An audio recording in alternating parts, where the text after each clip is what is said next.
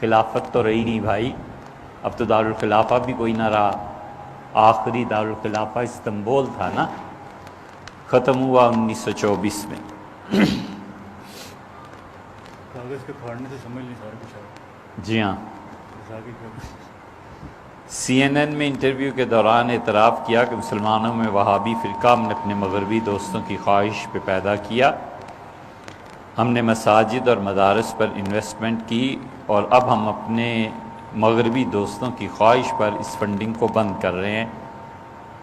یہ اس میں انہوں نے کوئی نیا انکشاف نہیں کیا، ہم پہلے بھی کہتے تھے، ہم اب بھی کہتے ہیں۔ دنیا میں اس وقت جو کام پینڈنگ میں پڑے ہوئے ہیں نا، ان میں سے ایک کام وہابیت کی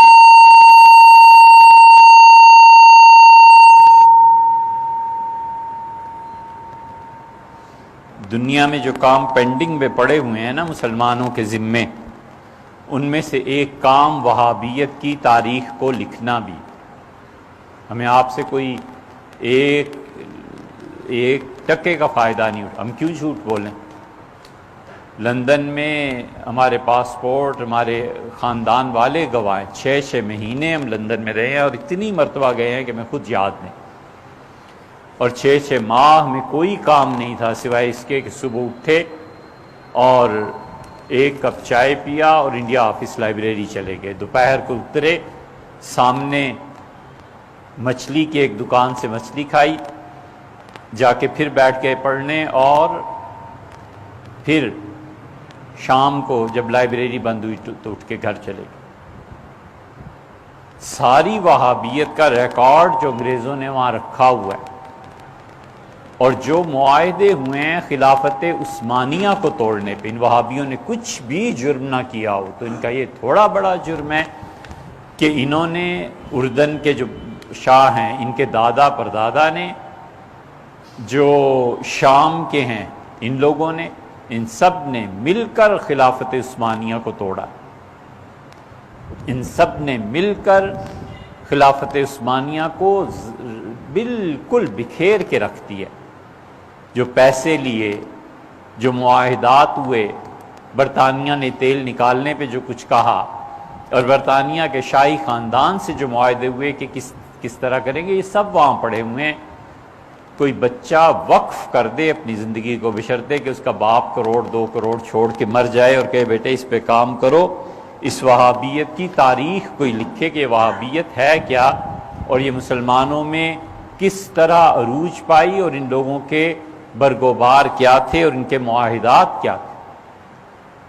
انڈیا آفس لائبریری میں، جو اب برٹش لائبریری کے نام سے مشہور ہے لندن میں، سارا ریکارڈ پڑا ہوا ہے ان کا، کس طرح انہوں نے خریدا، کس طرح انہوں نے کہا کہ شیعہ سنی کی بنیاد رکھو۔ سلطان عبدالعزیز کا بیٹا کس طرح گیا نجف میں، سیدنا علی رضی اللہ عنہ کے آگ کو مزار کو آگ لگایا۔ کسی کی بھی قبریں جلانا جائز ہیں، میرے باپ کی قبر کو جو جا کے جلائے تو مجھے کچھ دکھ نہیں ہوگا۔ سیدنا حسین ابن علی رضی اللہ عنہ کے مزار پہ آگ لگا کے آ گئے، اور جو انہوں نے وقف لوٹا ہے وہابیوں نے وہاں، اور جو کرتوت انہوں نے کیے ہیں وہ تھوڑے، حتیٰ کہ وہاں کا نجف کا ایک شیعہ اٹھا باقر، اور وہ آیا اور اس نے درعیہ میں آ کے اس کے بیٹے کو قتل کر دیا۔ اس کا ہم نے اپنا بدلہ لے لیا، اور انہوں نے سارے علاقوں میں شیعہ سنی فساد مچا دیا، ان کے نزدیک سب واجب القتل تھے۔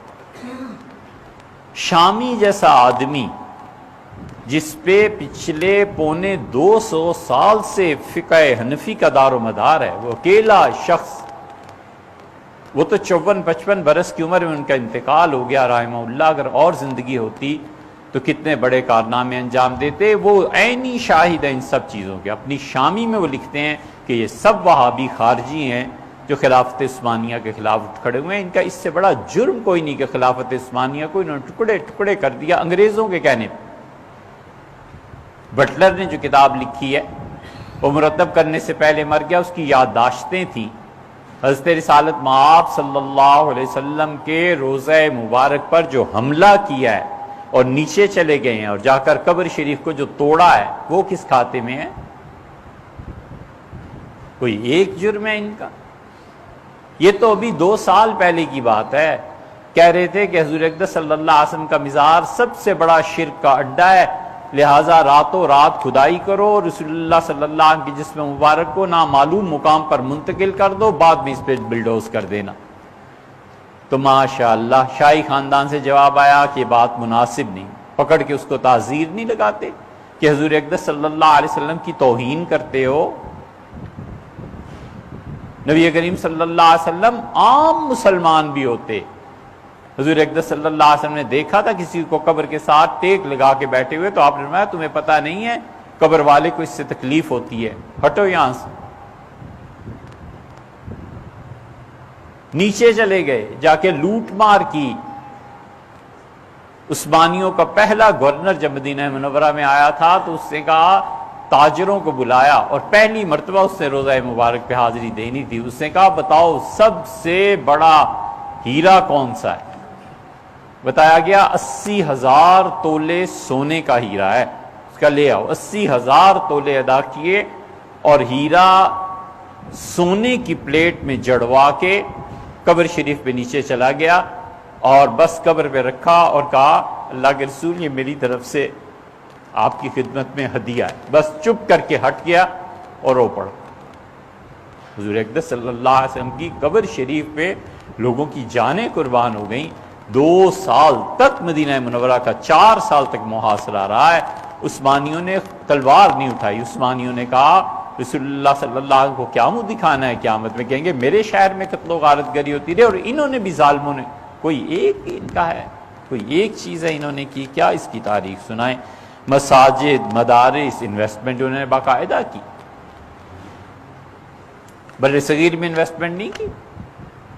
سلفی حضرات، اہل حدیث حضرات، ان کے بڑے بڑے علماء، دیوبندی مکتبہ فکر کے بڑے بڑے علماء، ان کو چندے نہیں دیے کہ جاؤ اور یہ کام کرو۔ افغانستان کی تحریک میں جتنے لوگ شامل ہوئے ہیں، سعودیہ کا پیسہ، عجیب جنگ ہوئی، عربوں کا پیسہ، پٹھانوں کا خون اور یہودیوں کا دماغ، یہ اسلام کے لیے جنگ لڑی ہے۔ دماغ یہودیوں کا، پیسہ عربوں کا، اور خون پھر پٹھانوں کا، کیا ساری امت مسلمہ کا، یہی کیا ہے نا، اور کیا کیا؟ وہ وقت تھا جو آپ کے اگلے سوال کا جواب ہے۔ ایک وقت تھا 1980 میں 90 میں ہم نے دیکھا ہے، اس دور کو اچھی طرح سے پوری دنیا کی قوتیں اہل السنہ کی پشت پناہی کر رہی تھیں اور شیعہ کی شامت آئی ہوئی تھی، اور ہمارے دور میں پوری دنیا کی قوتیں اب ان کے پسے پشت ہیں اور ہماری شامت آئی ہوئی۔ سیاست سے ہمیں کوئی ایسی غرض ہے ہی نہیں سرے سے، ہم تو صرف اس کو مذہبی اور امت کے حوالے سے دیکھتے ہیں کہ امت میں کیا ہو رہا ہے۔ یہ انویسٹمنٹ نہیں ہے کہ جس کو 2 ڈھنگ کے لفظ فارسی کے پڑھنے نہیں آتے اور عربی کے نہیں پڑھنے آتے، وہ شام کو پورا درس قرآن دیتا ہوتا ہے ٹی وی پہ، اور رمضان آ رہا ہے، فلم ایکٹریس آ گیا اور وہ دین سکھا رہی ہے۔ یہ کون انویسٹمنٹ کر رہا ہے؟ یہ الہات کے علاوہ اور کیا چیز